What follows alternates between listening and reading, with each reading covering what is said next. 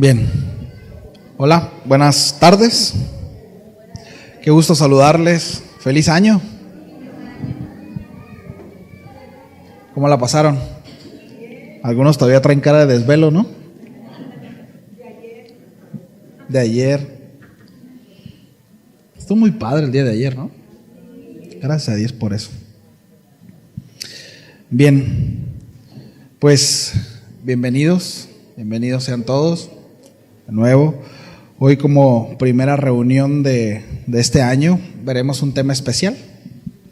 Sí, la próxima semana vamos a continuar con la serie de nuestra declaración de fe.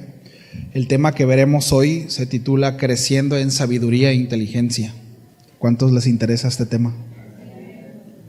A mí también.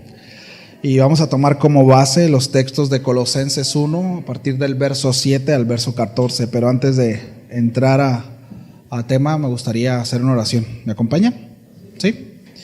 Bien. Señor, gracias por este tiempo, gracias porque permites que podamos reunirnos. Gracias por las instalaciones. Gracias, Señor, por la libertad que tenemos para alabarte, para poder ser expuestos a tu palabra. De verdad, muchas gracias, Señor. Ruego que me des gracia para compartir tu mensaje. También oro por gracia a mis hermanos para recibirlo. Que sea tu Santo Espíritu hablando a nuestros corazones. En el nombre de Jesús, amén. Bien, generalmente cuando termina un año y comienza otro, solemos poner sobre la mesa nuestras metas alcanzadas, nuestros progresos, pero también lo corto que nos quedamos en algunos, ¿no?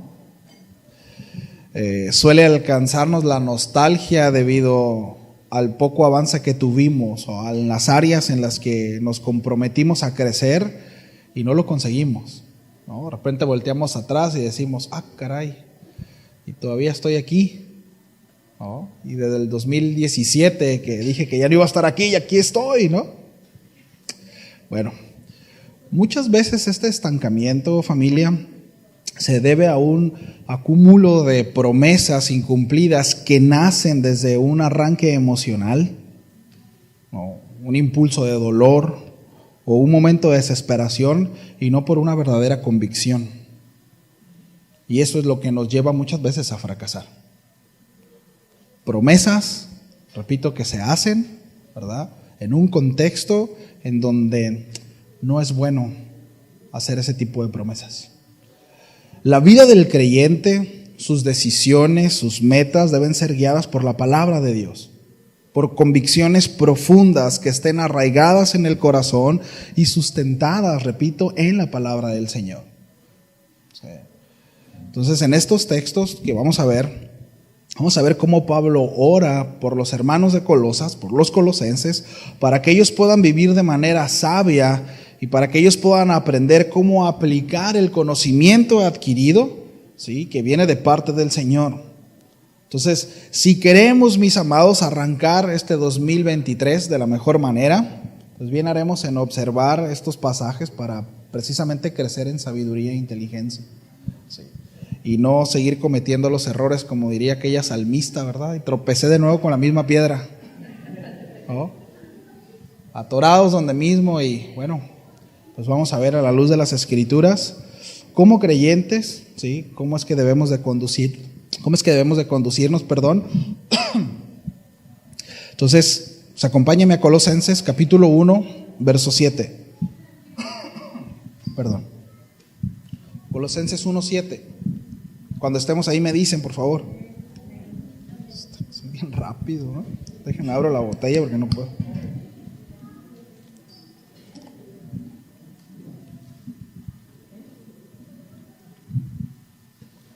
¿Estamos ahí?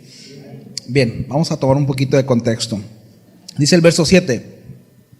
Como lo habéis aprendido de Epafras, nuestro consiervo amado, que es un fiel ministro de Cristo para vosotros, quien también nos ha declarado vuestro amor en el Espíritu, por lo cual también nosotros, desde el día que lo oímos, no cesamos de orar por vosotros y de pedir que seáis llenos del conocimiento de su voluntad en toda sabiduría e inteligencia espiritual, para que andéis como es digno del Señor, agradándole en todo, llevando fruto en toda buena obra y creciendo en el conocimiento de Dios, fortalecidos con todo poder, conforme a la potencia de su gloria, para toda paciencia y longanimidad, con gozo dando gracias al Padre que nos hizo aptos, para participar en la herencia de los santos en luz, el cual nos ha librado de la potestad de las tinieblas y trasladado al reino de su amado Hijo, en quien tenemos redención por su sangre, el perdón de pecados. A ver si nos alcanza la hora, pero vamos a ver todos estos textos, ¿sí? Bien. Epafras, que es este consiervo amado al cual se refiere el apóstol Pablo, él es quien fundó la iglesia de Colosenses. Él seguramente, los historiadores coinciden que él, mientras el apóstol Pablo estaba en Éfeso, escuchó el mensaje de parte del apóstol Pablo, y él, cuando regresa a Colosas, que ahí era donde él vivía, él empieza, ¿verdad?, a compartir la palabra y se funda esta comunidad, ¿verdad?, con los hermanos en Colosenses. Y él es quien empieza a llevar el evangelio y estar siendo como responsable de la congregación ahí, ¿sí? Cuando Epafras identifica ciertas doctrinas y enseñanzas que estaban totalmente alejadas con la verdad de Dios, con aquello que había recibido de parte del apóstol Pablo, ¿sí? Este hermano va con el apóstol Pablo y le hace saber esta situación por las que estaba pasando. Cuando nosotros observamos la carta a los colosenses, nosotros nos vamos a dar cuenta que el sentido principal es la exaltación de Cristo, ¿sí? De hecho, hace un par de años, más o menos, nosotros vimos la carta a los colosenses, ¿se acuerda? Se tituló La supremacía de Cristo, porque es el tema central de esta carta, ¿sí? Sin embargo, toca algunos otros aspectos importantes en cuanto a la vida del creyente, como en este caso, hablando acerca de la sabiduría y la inteligencia espiritual, ¿sí? Entonces, en Filipenses 1:23, el apóstol Pablo se refiere también a Epafras como mi compañero de prisiones por Cristo Jesús. Hay quienes dicen que el apóstol Pablo usa esta frase para referirse que este hermano constantemente iba mientras el apóstol Pablo estaba preso en Roma y era quien lo tenía al tanto de todo lo que sucedía alrededor de las comunidades. Entonces, hay quienes dicen o aseguran que esta expresión alude directamente a que compartieron celda a causa de la predicación del evangelio, ¿sí? No afecta ya sea que era compañero de celda o no. La verdad es que Epafras era un hermano, ¿verdad?, que temía al Señor, era un hombre que estaba aprobado y aprobado para el ministerio que estaba desempeñando, era un hombre que amaba a Dios, y la manifestación de ese amor era precisamente el amor a los creyentes, sí. Entonces, en el verso 4, en el capítulo 4 de 1 Colosenses 1:4, se los voy a leer, dice: habiendo oído de vuestra fe en Cristo Jesús y del amor que tenéis todos los santos, como lo habéis aprendido de Epafras, nuestro consiervo amado, que es un fiel ministro de Cristo para vosotros, quien también nos ha declarado vuestro amor en el Espíritu. Una versión actual dice: nos contó del amor por los demás que el Espíritu Santo les ha dado.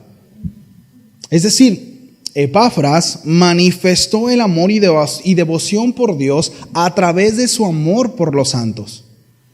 Y este expresó, repito, el amor que se tenían unos a otros. Entonces, vemos como la influencia de un siervo de Dios, ¿sí?, que sirve en la comunidad, en los creyentes, es muy relevante. Es muy, muy importante. Como servidores debemos de esforzarnos en mostrar el amor recibido por Dios. Los maestros, por ejemplo, los maestros de niños, qué importante es que se esfuercen, ¿sí?, por extender ese amor recibido por Dios. Porque así como dice el apóstol Pablo, ¿verdad?, ellos que aprendieron del amor recibido de Epafras, que antes había recibido de parte del Señor, ellos se amaban unos a otros, porque tenían a alguien a quien imitar, ¿sí? Qué importante es que nosotros, repito, como servidores del Señor, sepamos amar y extender ese amor de parte del Señor para con los demás, en cualquier área. Como Ujieres, hace unas semanas hablaba con un brother de otra congregación, no voy a hablar de nadie de aquí, tranquilos. Y dice que él a veces lo ponen a apoyar en edecán, le dicen a su congregación, ¿no? Nosotros llamamos ujieres, quienes dan la bienvenida. Y él me decía, molesto, que había veces que él no dejaba pasar a las personas, porque él tenía conflicto con las personas que llegaban tarde. Digo, brother, yo iba a tener nomás los puros servidores en la iglesia, ¿no? ¿A qué voy con esto? A que nosotros no podemos filtrar. Entiendo que algunos pueden decir, yo también, si fuera él los dejara a todos afuera, ¿no? Algunos podemos tener ciertas debilidades más que otras, decir, no, es que yo no pudiera esto, yo sí pudiera. El asunto es que tenemos una responsabilidad. ¿Y saben cuál es? Mostrar el amor recibido de Dios. Y dígame, tal vez usted es muy puntual, pero el Señor no es paciente para con usted en otras áreas. ¿Qué tan paciente es? Ok, es la misma paciencia que Dios demanda que tengamos para con los demás. ¿Me explico? Y aquí nos podemos llevar la hora poniendo ejemplos. ¿Sí? Entonces, qué importante es, y sí me quise detener, resaltar, mis amados, como el apóstol Pablo habla acerca de ese amor recibido en el hermano Epafras, y cómo dice que ellos se aman unos a otros, es decir, está destacando el amor y la conducta que tenían los hermanos en Colosenses, precisamente porque habían aprendido del amor con que los había amado el hermano. Entonces aquí hay una responsabilidad para todos aquellos que servimos o tenemos el deseo de servir en la congregación, para que lo tomamos en cuenta, ¿sí?, en todo lo que hagamos. Entonces el apóstol Pablo da gloria a Dios por la obra de cada uno de ellos y por la obra de Dios en la vida de este varón. Entonces vemos, mis amados, cómo la palabra de Dios se enfatiza vez tras vez, y es algo que ya hemos aprendido, ya hemos enseñado, que el amor a los demás, mis amados, es la evidencia de nuestra fe y nuestra comunión con el Señor. Sí. Dice el apóstol Pablo, cuando nos enteramos de esto, no cesamos de orar por vosotros y de pedir que seáis llenos del conocimiento de su voluntad en toda sabiduría e inteligencia espiritual. Entonces, debemos entender que la salvación es una experiencia personal con Jesucristo y no la aceptación de un conjunto de doctrinas y dogmas solamente.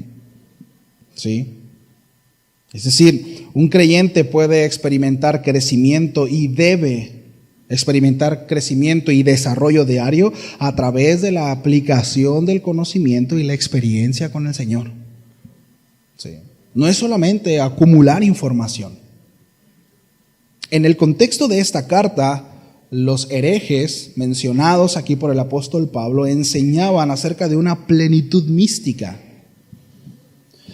Y el asunto es que sus seguidores, al parecer, pondrían o obtendrían a través del conocimiento esta plenitud. Pero aquí el apóstol Pablo afirma que cada creyente en Cristo Jesús puede ser lleno. De hecho, más adelante en el capítulo 2 habla acerca de una plenitud, dice que estamos completos en Él. Y aquí el apóstol Pablo está orando precisamente para que esa plenitud sea evidente en la vida de cada uno de los colosenses. Entonces, la palabra griega que se traduce como conocimiento, se traduce como una preposición añadida que intensifica su significado. Es decir, no es una impresión o un sentimiento interior, sino un conocimiento profundo y total de la voluntad de Dios. Una voluntad que ha sido revelada por completo y de manera definitiva, proveniente de la palabra de Dios. Esta palabra conocimiento tiene que ver con experiencia, conocer por experimentar.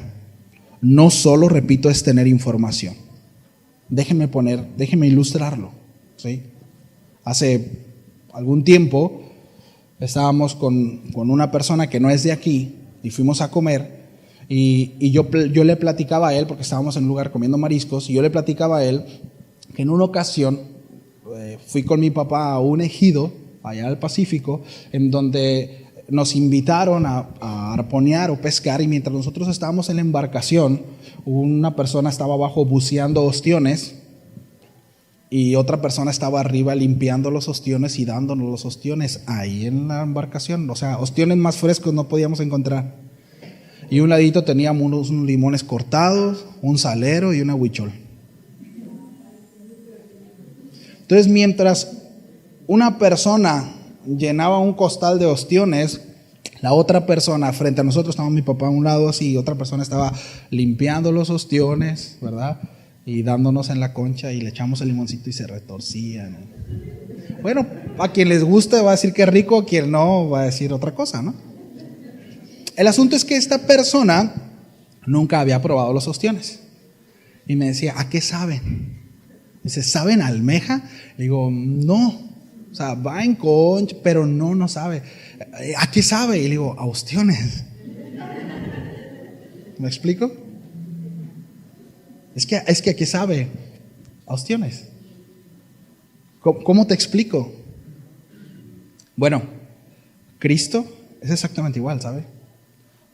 Es decir, Dios nos lleva a experimentarlo, no solamente a adquirir un conocimiento. Porque el conocimiento lo puede adquirir cualquiera, pero no todo el que tiene el conocimiento experimenta a Cristo. Y el apóstol Pablo a lo que se refiere a esa gran diferencia de aquellos que tenían acceso al conocimiento de estos místicos, gnósticos, eran que ellos sobrevaluaban precisamente el conocimiento y ellos creían que ese conocimiento los llevaba a una plenitud. Y el apóstol Pablo decía, no es así. La verdadera plenitud se encuentra en el conocimiento de Cristo, experimentado, vivido. Pero eso, alguno dirá, ¿y cómo es eso? Lo tiene que experimentar. Lo tiene que vivir. Ni el pastor más ungido, ¿verdad? No, es algo que usted tiene que experimentar. Es algo que usted tiene que procurar, sí. Entonces, solo el Espíritu de Dios, su palabra, es quien hace ese efecto en cada uno de nosotros. Por eso es que la palabra dice que aquel que llama Señor al Señor, sí, es solamente por una revelación divina. Sí, el apóstol Pedro dijo, tú eres el Cristo, el Hijo del Dios viviente. Le dijo, eso no te fue revelado por carne y sangre. Sí, no es solamente por el conocimiento adquirido, es una revelación divina. Esto tiene que ver con un encuentro, ¿sabe? Ahí hay una tarea para todos y cada uno de los que estamos acá. Entonces, cuando el apóstol Pablo usa la expresión de que sean llenos del conocimiento de su voluntad, repito, no solo habla de información almacenada en nuestro intelecto, sino habla de una experiencia vivida. En Romanos capítulo 12, verso 2, dice, no os conforméis a este siglo, sino transformaos mediante la renovación de vuestro entendimiento, para que comprobéis cuál sea la buena voluntad de Dios, agradable y perfecta. Aquí la frase a resaltar es para que comprobéis. Sí. Vemos cómo la idea que el apóstol tiene en esta oración es que los hermanos de Colosenses crezcan en el conocimiento aplicable en su vida de la voluntad de Dios. De la voluntad de Dios. Experiencia vivida. De hecho, en Éfesos habla acerca del intelecto. Efesios 5:17 dice, por tanto no seáis insensatos, sino entendidos de cuál sea la voluntad del Señor. Entonces aquí el apóstol Pablo habla directamente del intelecto, entendiendo, ¿verdad?, para aplicar, ¿sí? Y lo vemos en el verso 18, no os embriaguéis con vino, en lo cual hay disolución, antes sed llenos del Espíritu. Entonces hay una diferencia y esto es importante y ahorita vamos a ver, ¿sí? Sabiduría e inteligencia espiritual. Sabiduría e inteligencia espiritual. Inteligencia espiritual es la capacidad de acumular y organizar los principios bíblicos. ¿Sí? Inteligencia espiritual es la capacidad de acumular y organizar los principios bíblicos. Sabiduría, la aplicación de esos principios en la vida diaria. Va de nuevo. Inteligencia espiritual es la capacidad de acumular y organizar los principios bíblicos. La sabiduría es la aplicación de esos principios en la vida diaria. Van tomados de la mano, pero es muy importante. Miren, hay gente que está llena de conocimiento, pero ajena a la sabiduría. Hay gente que quizá no tenga tanto conocimiento, pero es sabio. El poquito conocimiento que tiene lo aplica bien. Sí. Entonces, el apóstol Pablo ora para que los colosenses crezcan en el conocimiento de Dios y en su voluntad, de su experiencia con Él a través de la verdad de las Escrituras, en toda sabiduría e inteligencia. ¿Sí? Ahora, la sabiduría no puede venir sin la inteligencia o sin el conocimiento. Sí. porque precisamente la sabiduría es aplicar el conocimiento adquirido. Si no tenemos ese conocimiento, no podemos ser sabios y no podemos separar una de otra. Sí. Entonces aquí el énfasis, ¿verdad? Repito, sí, no estamos hablando acerca de no estudiar, no estamos hablando acerca de no ser diligentes en cuanto al conocimiento, no estamos hablando acerca de eso. Sí. Va de la mano una cosa con la otra.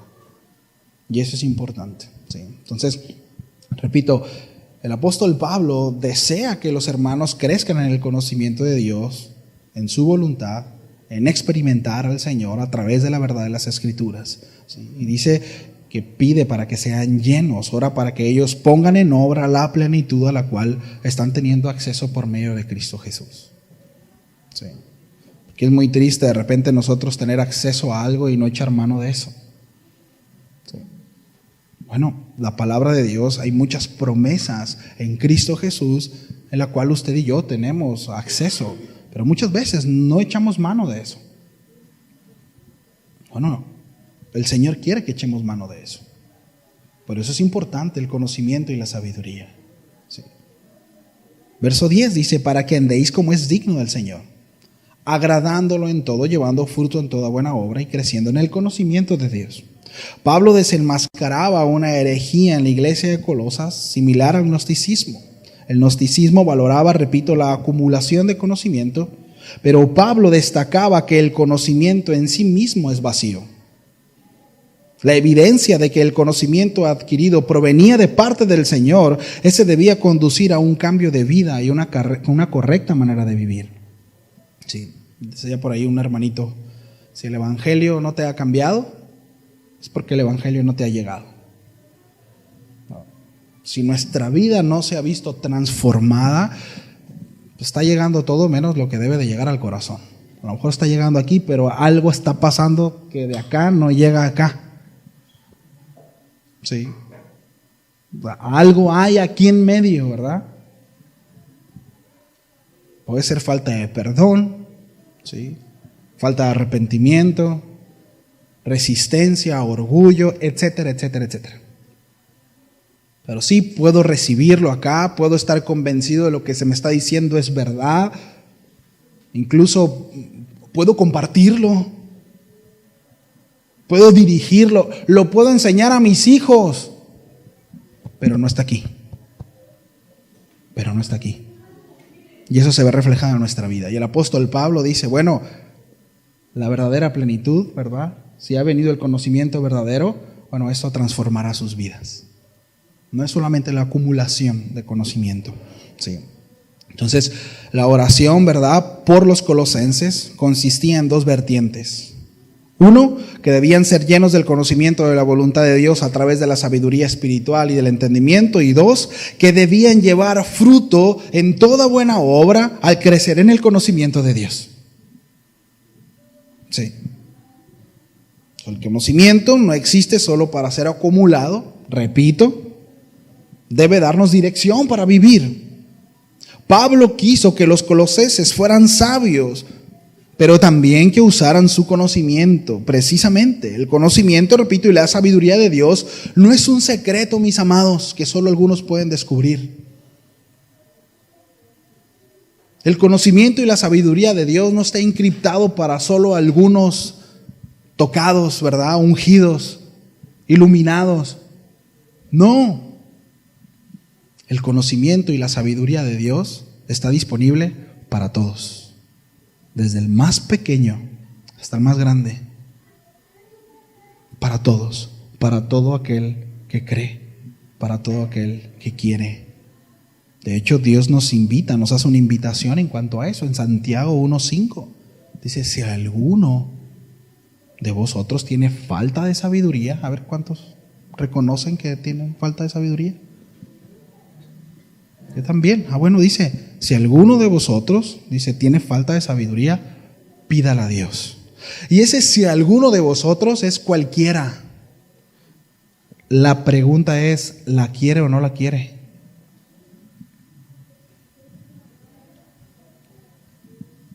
Pídala.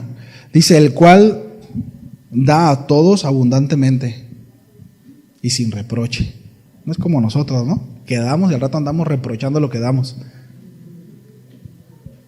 Pero para que te vuelva a dar, ¿no? No, Dios no es así, mis amados. Dios no es así. Dice que nos da en abundancia. De hecho, más adelante ahorita leímos, ¿no?, acerca de la riqueza de su gloria. Qué tan rico es Dios. Qué tan abundante puede ser esa sabiduría, mis amados. En abundancia. Sí, dice, los da a todos abundantemente. Dios no quiere que solo sepamos acerca de Él, ¿sabe? Sino que también pongamos en práctica el conocimiento adquirido de parte de Él. Que lo vivamos, que lo experimentemos. Y no estoy hablando de una experiencia religiosa. No estoy hablando de una experiencia solamente sensorial, en donde caigo en un clímax, ¿verdad? Y me fui.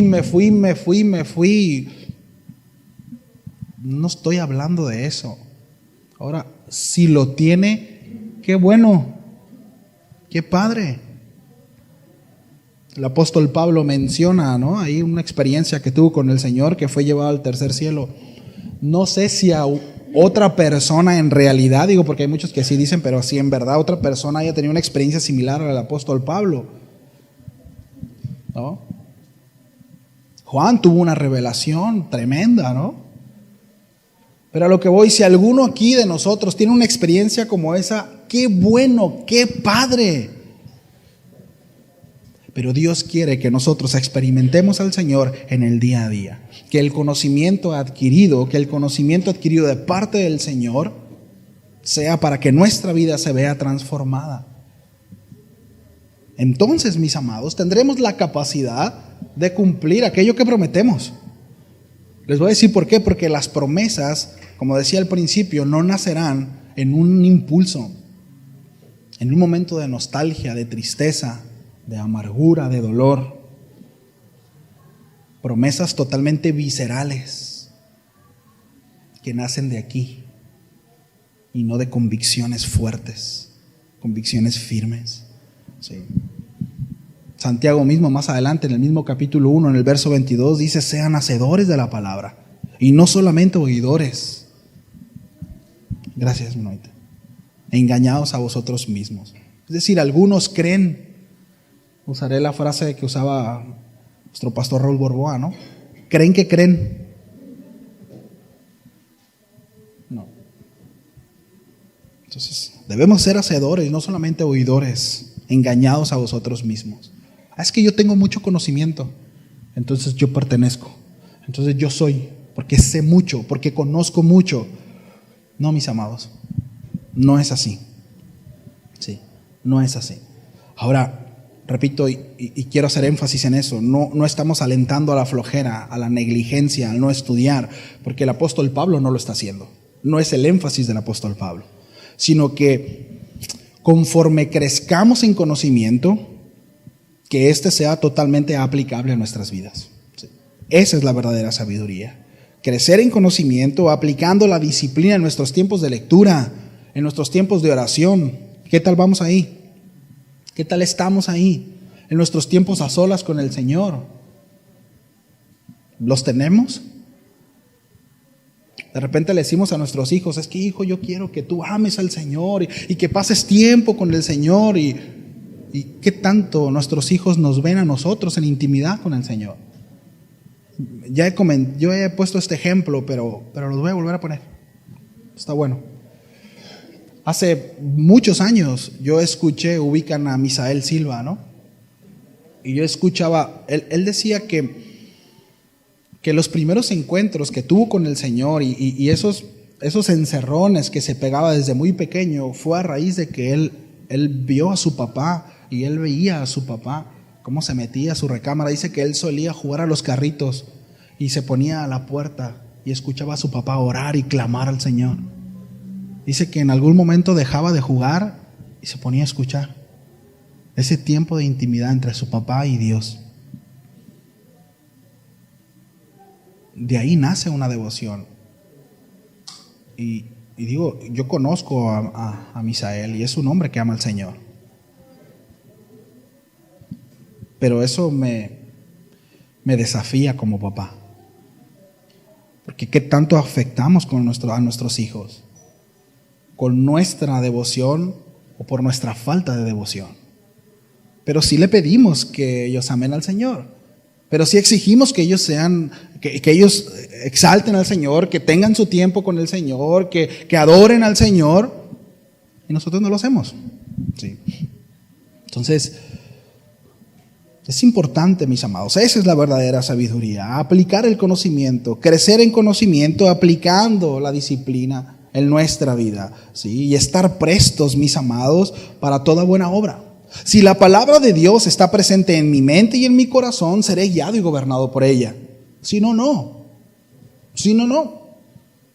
Así cuando mi carne me impulsa a querer arrancarle la cabeza a mi compañero de trabajo, ¿verdad? Mi carne, bueno, mi mente y mi corazón me detendrá y me guiará por el camino de la piedad.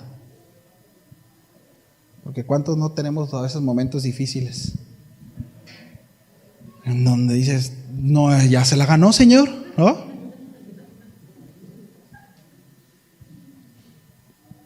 Pero si es mi corazón, si es mi víscera, si es mi carne lo que gobierna, pues voy a andar empleitado en todos lados, ¿no? Pero ¿qué es lo que me lleva, verdad, a gobernarme? Bueno, si tengo presente en mi mente y en mi corazón su palabra. Sí. Y miren, les voy a decir algo, es evidente cuando la palabra de Dios está presente en nuestra mente y en nuestro corazón. Antes decíamos, es cuestión de platicar un ratito con alguien, ahora vamos a decir, es cuestión de ver el muro de Facebook de alguien, ¿no? ¿Qué tan profundos somos? Es muy fácil, es que es muy evidente cuando el Señor está en nuestro pensamiento, cuando el Señor está en nuestro corazón. Cuando nuestras pláticas giran en torno a todo menos al Señor, pues es evidente que la palabra, que su presencia no está en mi corazón, no está en mi mente. No ahora. Quizá lo estuvo en algún momento, pero no ahora. Entonces, aquí es donde encontramos lo que mencionamos al principio de la enseñanza, ¿no? Aquellas promesas fallidas a Dios. Cuando no estamos viviendo en el conocimiento adquirido, nos será imposible avanzar en nuestra vida como creyentes. ¿Por qué en algún momento? Pero si empecé bien. Pero empecé bien y terminé diciembre barrido. Por misericordia estoy aquí y estoy vivo. ¿En qué momento? En el momento en que dejó de estar presente en tu mente y tu corazón la palabra del Señor. Dejaste de aplicar el conocimiento. La sabiduría se aparta. Sí. Por eso dice el apóstol Pablo, ¿verdad? Oro, en ese sentido dice, para que andéis como es digno del Señor. Como hijos de Dios, como creyentes, mis amados, tenemos una norma. Hay una vara, ¿sabe? Hay una vara. Dice, agradándole en todo. En todo. No nomás en la iglesia. A veces aquí en la iglesia estamos bien prestos para servir, ¿verdad? Pero en casa no queremos servir en nada. No queremos servirle a nuestros hijos, a nuestra esposa, a nuestro esposo. Pero en la iglesia sí, ¿no? En otra iglesia, pues no aquí. En otra iglesia. En otras congregaciones me platican, me dicen que sucede eso. No, mis amados. Dice, para que andéis como es digno del Señor, agradándole en todo, llevando fruto, dice, en toda buena obra y creciendo de nuevo en el conocimiento de Dios. Entonces la experiencia vivida de Dios en Cristo nos llevará a ser útiles en el reino. Dile al que está a tu lado, Dios quiere hacerte útil. ¿Sí? No seas inútil, dile. Entonces mi propósito de este año, ¿verdad?, es ser constante en las reuniones. ¿Cuántos dicen amén? Bueno, mis convicciones están arraigadas en la palabra de Dios. Si es así, me toparé con el texto que dice que no debo ser inconstante en congregarme. Pues eso habla de mi inmadurez, una inmadurez de mi parte y una falta delante de Dios. Porque hay un mandamiento quebrantado. Sí. Ahora, ese propósito no nace, ¿verdad? O nos llegan a hacer de la vergüenza con los hermanos, ¿verdad? Porque no me aplico, ¿qué van a pensar? y no de una profunda convicción de lo que no debo, ¿verdad?, que debo hacer, entonces ya ahí hay una motivación incorrecta. No sé si se dan cuenta. Sí. Porque a veces somos ligeros en nuestras promesas, porque muchas de ellas, repito, están fundamentadas en circunstancias, en motivaciones equivocadas y no en lo dicho por Dios. Entonces voy a ir a la iglesia para que no hablen mal de mí, porque del todo no voy a dejarme de la iglesia, pero no voy a ir porque no quiero que digan que soy un inconstante, pero no porque hay una convicción en mi corazón, no porque realmente la palabra me haya convencido de eso, o porque del todo haya abrazado esa verdad bíblica, sino es porque me cuesta que los demás piensen algo de mí. ¿Me explico? O que cuando regañamos a nuestros hijos, ¿verdad?, y delante de la gente y le decimos, sí, pero en la casa hay China libre. El niño hace lo que se le pega la gana, pero en la iglesia, hijo, compórtate. ¿Por qué? Porque me interesa qué es lo que se dice de mí y no me interesa el corazón de mi hijo. Mi motivación ahora, ¿está mal disciplinar al niño? No, disciplínenlo. Por supuesto, hay que corregir al niño, pero con la motivación correcta. Todo el tiempo, no solo en la iglesia, también en la casa. En todos lados, ser los mismos. Entonces ya estoy corrigiendo, ¿verdad? Pero quizás estoy pecando. ¿Pero estoy haciendo algo bien? Sí, pero con la motivación equivocada. Porque la palabra de Dios no está presente ni en mi cabeza, ni en mi mente, ni en mi corazón. No estoy siendo sabio. Sí. Tarde o temprano, cuando no son convicciones, esos propósitos no llegan ni a febrero. Porque se me va a pasar. Se me va a pasar el miedo. Se me va a pasar la vergüenza. Se me va a pasar lo que sentí en el momento que tomé esa decisión. Y si bien me va, llega a finales de febrero. Y en diciembre volteo atrás y digo, ay, Señor, otra vez. Porque son decisiones que no están fundamentadas en convicciones profundas, arraigadas en la palabra de Dios. Sí. Para que andéis como es digno del Señor, dice el apóstol Pablo. Oro por ello, agradándole en todo, llevando fruto, dice, en toda buena obra y creciendo en el conocimiento de Dios. Ojo aquí con la palabra llevar fruto, y ya hemos explicado esto antes. Si no dice producir fruto, sí. Y esto es muy interesante e importante también, porque muchas veces nosotros expresamos esta idea de como si el creyente produjera fruto o diera fruto, pero la expresión en la Biblia siempre es llevar fruto. Sí. Es llevar fruto. Y el asunto es que hay una gran diferencia entre llevar fruto y producirlo. Son dos cosas distintas. Nuestro esfuerzo se aplica de una manera distinta. Sí. Mi responsabilidad es permanecer para así llevar fruto, como le expresa el texto en Juan 15. Permanecer para llevar fruto. Sí. Juan 15:1, se los leo, yo soy la vid verdadera y mi Padre es el labrador. Todo pámpano que en mí no lleva fruto, lo quitará, y todo aquel que lleva, no dice produce, lo limpiará para que lleve más fruto. Ya vosotros estáis limpios por la palabra que os he hablado. Permaneced en mí. Otra palabra a resaltar, la frase a resaltar. Permanecer en mí y llevar fruto. Permanecer en mí, yo en vosotros. Como el pámpano no puede llevar fruto por sí mismo, si no permanece en mí, así tampoco vosotros, si no permanecéis en mí. Yo soy la vid, vosotros los pámpanos, el que permanece en mí y yo en él, este lleva mucho fruto. Sí. Verso 7, si permanecéis en mí, mis palabras permanecen en vosotros, pedid todo lo que queréis y os será hecho. En esto es glorificado mi Padre, en que llevéis mucho fruto y seáis así mis discípulos. Como el Padre me ha amado, así también yo os he amado, permaneced en mi amor. Si guardáis mis mandamientos, permaneceréis en mi amor, así como yo he guardado los mandamientos de mi Padre y permanezco en su amor. Si nos damos cuenta, permanecer en él y llevar fruto no es producir fruto. Entonces hay una gran diferencia entre producir el fruto y llevarlo. ¿Quién da ese fruto? ¿Quién lo da? El Señor, Dios. Entonces, mi enfoque, mis amados, no es producir fruto, sino permanecer en Él y en su palabra, y por consecuencia llevaré fruto. No llevo fruto porque no estoy agarrado de la vid. Sí. Mi vida no está recibiendo los nutrientes necesarios para llevar fruto. Puedo estar convencido de lo que es bueno o malo. Puedo estar convencido en enero, me puedo convencer y puedo decir, este es el año bueno, ¿verdad? Este es el año de bendición. Ahora sí, Señor. Pero si no permanezco en Él, no voy a alcanzar a llegar al otro año. Y el 2023... quizá en diciembre de 2023 pueda llegar a ser frustrante como lo pudo haber sido para algunos este año que pasó. Si es que nos interesa el crecimiento espiritual y si es que nos atoramos.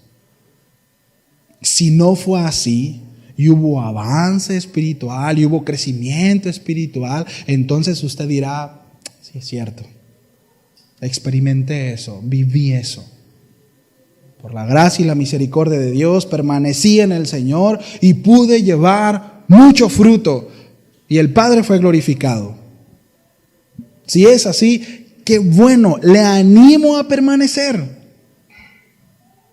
Sí. Le animo a permanecer.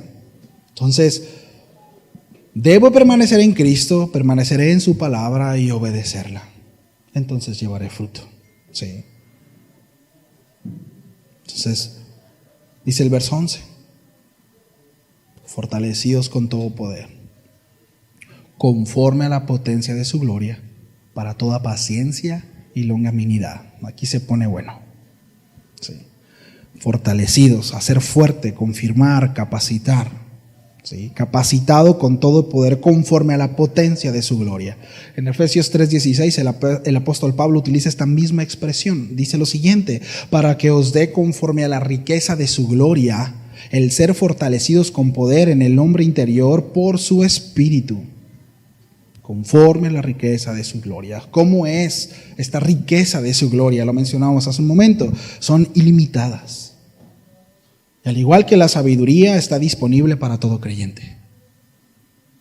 Es una capacidad, una capacitación del Señor para los suyos. Sí. Conforme a las riquezas de su gloria. Dice, fortalecidos con todo poder, conforme a la potencia de su gloria, para toda paciencia y longanimidad. Paciencia y longanimidad. Estos términos están relacionados entre sí y es bien interesante. Y se refiere a la actitud que uno debe de tener durante las pruebas. Sí. Paciencia tiene que ver con soportar las circunstancias difíciles. Sí. Estoy en un momento de prueba y soy paciente en cuanto a las promesas del Señor. Me mantengo firme ahí. Es en ese contexto. Sí. Longanimidad se aplica, escuche bien, a la paciencia que uno debe de tener a las personas complicadas en momentos difíciles. Paciencia, ¿sí? Es resistir el momento malo, ser paciente en ese sentido. Y longanimidad, se aplica a la paciencia que debe tener con una persona complicada. ¿Sí? ¿Cuántas personas complicadas conocemos? Bueno, a eso se refiere. ¿Sí? Y tiene que ver, mis amados, cuando nosotros somos pacientes en la prueba, ¿sí? Y tenemos la actitud correcta en la prueba, nosotros desarrollamos empatía para con aquel que está pasando una prueba similar a la nuestra. ¿Sí? De repente yo he llegado a tener conversaciones con amigos creyentes, piadosos, ¿no? De gente quizá que está en la calle, ¿no? Que tiene un problema de drogas, y yo he visto que puedo ser un poco más empático por mi contexto de vida que aquel que nunca estuvo en una situación así. ¿Me explico? Porque el proceso vivido me lleva a generar empatía, ¿sí? Ahora, longanimidad no es del todo empatía, tiene que ver, ¿sí? pero es desarrollar esa paciencia en alguien complicado. Y a lo mejor se le vino a su cabeza a su esposo, su esposa, su jefe, ¿verdad? No lo sé. Bueno, ahí es donde se debe de ver aplicado, ¿sí?, esas bendiciones de parte del Señor. Le voy a leer el concepto, ¿sí?, de longanimidad. Dice, también hace referencia a la bondad y la generosidad, bien en la conducta, bien en las ideas. Así pues, longanimidad muestra una persona que es solidaria con el otro, especialmente cuando se están afrontando adversidades. Porque a veces solemos ser muy duros, ¿no? Y vemos al hermano en el suelo y pasamos y lo pateamos, ¿no? Y si no se levanta, lo escupimos. Ya, brother, aliviánate. ¿Qué no vive el Señor en tu corazón o qué? Levántate. Bueno, Dios nos lleva a ejercer la paciencia, ¿sí?, a ser empático con el hermano. Entonces, por lo que el apóstol Pablo está orando es para que crezcamos en el conocimiento de Dios, en sabiduría e inteligencia espiritual, para que así podamos llevar fruto, esto evidenciando paciencia en la adversidad y amor y paciencia para los que nos rodean. Tarea. Sí. Versículo 12. ¿Saben cómo es esta paciencia y esta longanimidad? ¿Cómo dice ahí en el verso 12? Con gozo. Sí, con gozo. No de mala manera. Miren, cuando no hay gozo ya no hay paciencia. ¿Cómo no soy? Tengo como 3 horas esperando, te dice que no soy paciente. Eso no es paciencia. Eso no es paciencia. Decirle al hermano, mira, te considero, cuando tú quieres aquí voy a estar, brother. Eso no es longanimidad. No. Debe de haber gozo. De buena gana. De buena gana. Sí. Dice que dando gozo, dando gracias al Padre que nos hizo aptos. Esta palabra es la expresión griega que significa ser suficientes. Sí. Investir de poder o dar autoridad. Dios nos califica a través de Cristo Jesús por sus obras, no por las mías, por sus obras. Sí, dice que nos hizo aptos. ¿Nos hizo aptos para qué? Para participar en la herencia de los santos. Es decir, para participar por aquella porción del patrimonio. Cada creyente recibirá su propia porción individual de la total herencia divina. Todos recibiremos exactamente lo mismo. Víctor, ¿me ayudas con el piano? Digo, para que los que se duerman más profundo todavía. Los que se están durmiendo. Con eso los despierta. Nos hizo aptos.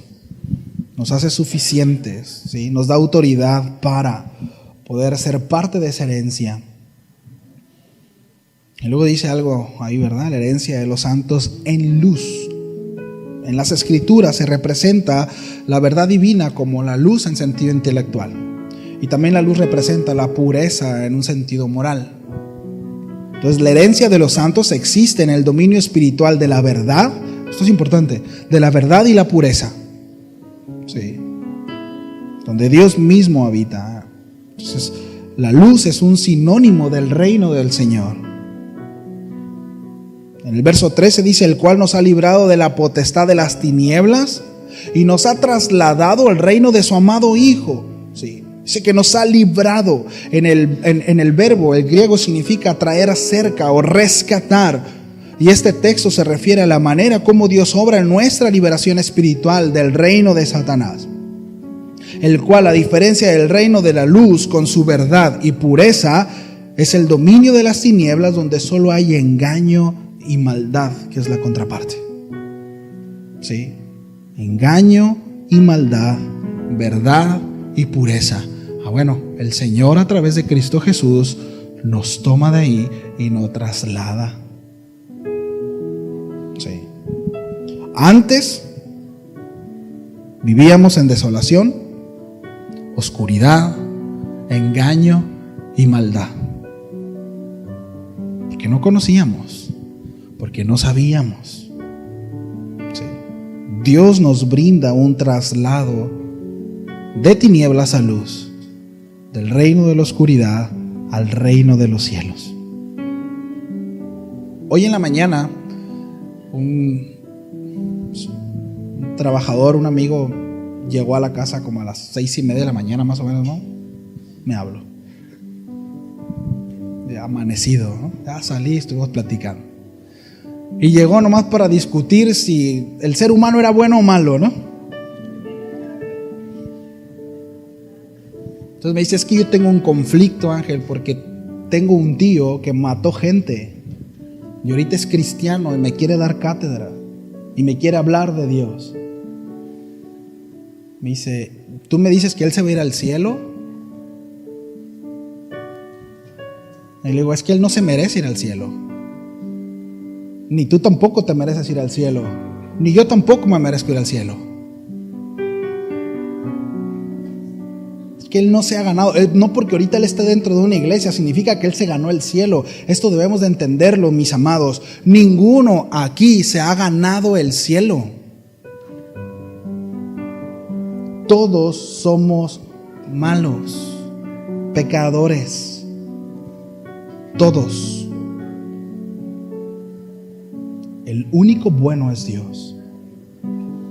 Él es el único que no se equivoca. Es el único perfecto. Pero ¿por qué yo sí voy a ir al cielo? ¿Pero por qué yo sí voy a heredar el reino de los cielos? Y quizás así se lo dije, ¿no? ¿Y por qué tú no? Si es que no aceptas al Señor. Porque hay un regalo. Hay un regalo puesto sobre la mesa. De tal manera amó Dios al mundo, para que todo aquel que en él cree no se pierda, mas tenga vida eterna. Si nosotros somos los que seguimos pensando que quizá un asesino, una prostituta, un drogadicto no puede ir al cielo por quien es él, seguramente nosotros tampoco iremos al cielo porque no hemos entendido la gracia. Y la gracia no subsidia negligencias. La gracia no es un boleto para que cualquiera entre al cielo cuando se le pegue la gana y cómo se le pegue la gana. Por supuesto que no. La gracia es entender que hubo un pago, que hubo alguien que pagó nuestra deuda. Y dice el apóstol Pablo, por sangre. Por sangre. Y eso significa vida. Vida por vida. Vida por vida. Si Ángel quiebra un vidrio de un vecino, él es culpable. Y el vecino va a llegar y me va a decir, tu hijo me debe un vidrio. Yo le pago el vidrio. Yo como su papá, está bien, yo me hago responsable de él. El vecino no puede llegar y decirle a mi hijo que le debe un vidrio porque ese vidrio ya se pagó. Mi hijo ya no debe ningún vidrio, porque yo pagué por el vidrio quebrado de él. Eso fue lo que hizo Cristo por nosotros. Él pagó la deuda. Nosotros no nos ganamos nada. Ninguno aquí se va al cielo porque es obediente, porque viene a la iglesia. Es por sangre. Vida por vida.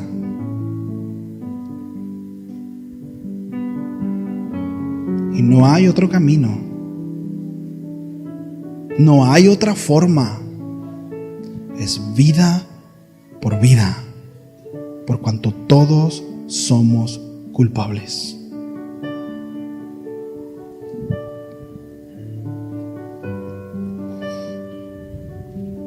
Trasladados de la luz a las tinieblas. Este mismo contraste lo vemos en 1 Juan 2:9. Él dice, el que está en luz y aborrece a su hermano está todavía en tinieblas. Es el mismo contraste. La luz tipifica la vida, una vida gobernada por Dios, y las tinieblas tipifican una vida gobernada por Satanás y el pecado. Dice el verso 13, el cual nos ha librado de la potestad de las tinieblas y trasladado al reino de su amado Hijo, en quien tenemos redención por su sangre, el perdón de pecados. La palabra redención es una palabra griega que traduce libertad con el pago de un rescate. Es decir, esta se usaba como aquel que iba y pagaba el rescate de alguien. De repente creemos, es que Dios me amó tanto, por eso me hizo libre y por eso soy salvo por su amor. No es por el amor de Dios que nosotros somos salvos. No es por su amor. El amor fue solamente el motor para que pagara la deuda. Hubo un pago por cuanto Dios es justo. Tan justo es que mató a su hijo en una cruz. No es por amor. Ciertamente Dios nos ama, pero el amor solo es el motor. Fue su justicia, por cuanto Él es justo. Y como le dije a mi amigo en la mañana, tu tío no se va a ir al cielo por bueno, porque no lo es. Ni tú ni yo. Aquel que se va al cielo o que hereda el reino de los cielos, ese traslado al reino del amado, es porque ha recibido ese don tan maravilloso. Y no hay otra manera, porque ha habido una redención, ha habido un pago. ¿Sí? Romanos 3:23 dice: por cuanto todos pecaron y están destituidos de la gloria de Dios, siendo justificados gratuitamente por su gracia, mediante la redención que es en Cristo Jesús. Es decir, mediante el pago, vida por vida. Mediante el pago hecho por Cristo, tenemos liberación, salvación por medio de su sangre. Dice el apóstol Pablo en el verso 20 que precisamente por medio de su sangre el Señor reconcilió todas las cosas, las que están en el cielo y en la tierra, todo, y al Señor lo puso por encima de todo.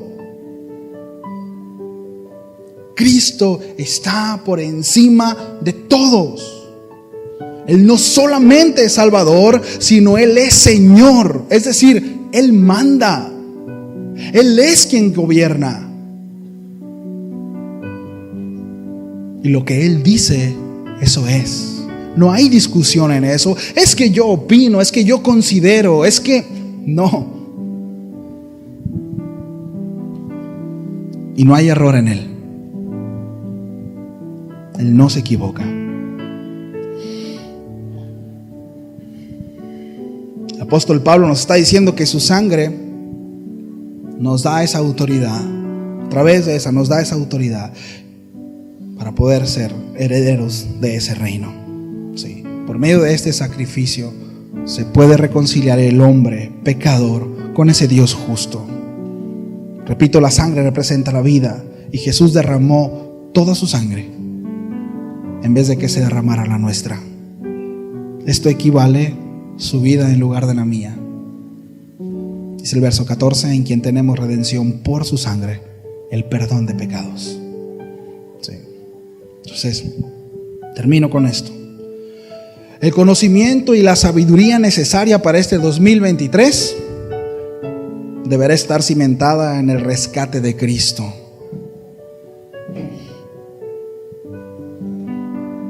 Pues es el único medio, mis amados, para así acceder a la totalidad de la plenitud. Es el único medio. La oración de Pablo nos desafía no solo a acumular el conocimiento necesario, sino la experiencia diaria de un Dios vivo. Cristo vive y desea que le conozcamos a través de su palabra. En tiempos de intimidad con Él, en nuestra lectura, prestos para toda buena obra. Que cada una de las metas, mis amados, sean afirmadas en la verdad del Evangelio y sustentadas en el reino de la luz. Alejémonos de promesas impulsadas por el afán y motivadas visceralmente. Alejémonos de eso. Sí. No peque. No prometamos cosas que no vamos a cumplir. Más bien, sujetémonos a Dios.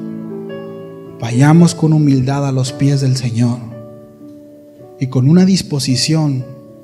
Dígale: Señor, revélame ¿qué es lo que quieres tú que cambie?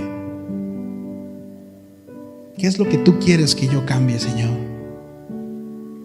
No lleguemos con propuestas absurdas al Señor. Y se los digo en amor, no en mala onda. Pero a veces son bien absurdas las cosas que prometemos al Señor. Y Dios no se ríe de ellas.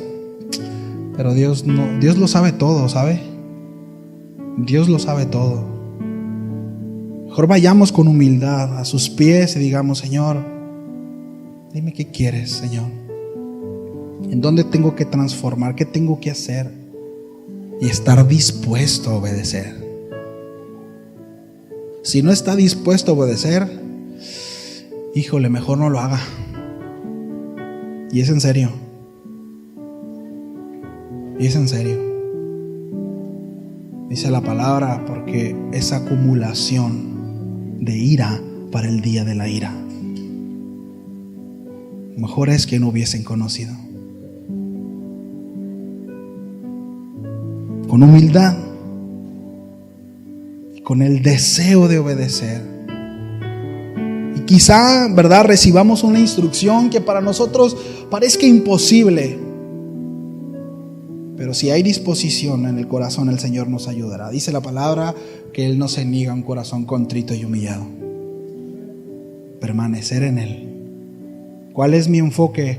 Permanecer en Él, en su palabra, obedeciendo. Entonces, mi vida llevará fruto. ¿Sí? Damos gracias a Dios. Nos ponemos de pie.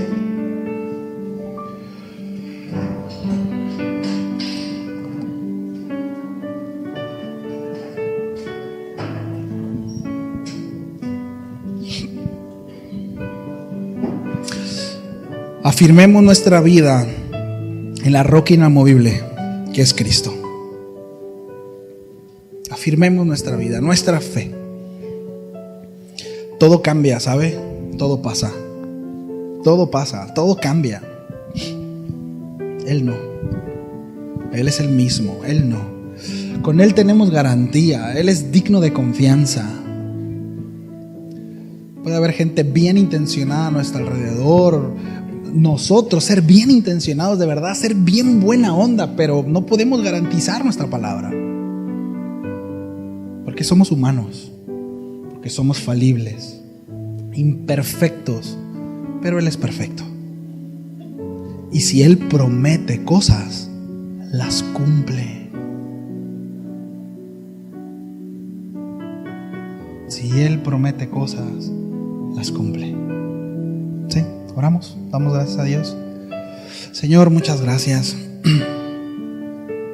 Qué bueno eres, Señor. Sin duda podemos hablar de tu paciencia y de la misericordia que tienes para con nosotros. Que a pesar, Señor, de nuestra rebeldía, directa o indirectamente, de nuestra inmadurez, Señor, tú te muestras bondadoso. Y como aprendíamos el miércoles, Señor, como el Dios de consolación, que está ahí presto para los suyos en los momentos de dificultad. Nos has invitado también, Señor, que aquellos que necesitemos sabiduría, que acudamos a ti, que tú nos las darás en abundancia. Señor, danos la sabiduría que necesitamos. Reconocemos nuestra incompetencia. Reconocemos que somos cortos, Señor, y que necesitamos de ti, necesitamos de tu intervención. Por favor, ayúdanos. Señor, que este nuevo año en nuestro corazón esté el deseo ferviente de hacer tu voluntad. Tú te encargarás de guiarnos a cada uno de nosotros, Señor, a cumplir cada una de las metas y los objetivos que provienen de tu corazón, Señor, no de los nuestros, no de nuestros corazones. Sin duda tus planes y tus propósitos son mejores que los nuestros, Señor, sin duda. Así que queremos sujetarnos a tus planes. Queremos sujetarnos a tus propósitos, a tus metas, que lo que viene en este año, Señor, que podamos recibirlo con libertad y que no seamos estorbo de nuestra propia bendición. de aquello que tú nos quieres dar, por nuestra incompetencia, por nuestra necedad. Señor, líbranos de eso, por favor. Y convéncenos si no nos damos cuenta, Señor, si el orgullo, Padre, si la falta de humildad no nos deja ver, Señor. Yo ruego que hagas la obra en nosotros. Solo tú lo puedes hacer, Señor. Solo tú puedes llegar al corazón de cada uno de nosotros y convencernos. Eres el único. Gracias, Señor, por tu palabra. En el nombre de Jesús. En el nombre de Jesús. Amén. Amén. Familia, pues que Dios me los bendiga. Que tengan un excelente inicio de año. Y que el Señor cumpla sus propósitos en cada uno de nosotros. Bendiciones. Saludos en casita, por favor.